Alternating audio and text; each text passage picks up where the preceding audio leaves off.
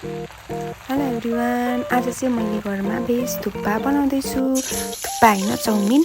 अनि त्यसपछि मैले कराईमा थोरै तेलमा प्याज अनि त्यसपछि यो सबै भेज बन्दाकोपी अनि क्याप्सिकम अनि थोरै गाजर लगाएँ। अनि यसमा लगाउने सबै मसलाहरू मैले लगाइसकेपछि मैले थुक्पा अलरेडी रेडी गरिसकेको थिएँ। अनि मैले लगाइसकेपछि यसलाई मजाले घोलेँ अनि सोया सस लगाएँ। अनि एकछिन मजाले यसलाई मोलिसकेपछि चाहिँ हाम्रो मिठो खालको भेज चाउमिन चाहिँ रेडी हुन्छ।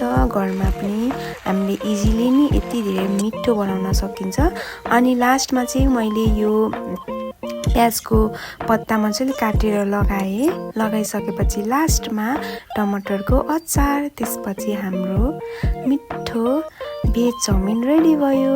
अनि एकदमै मिठो भइरहेको थियो खाँदाखेरि पनि। Thank you for watching.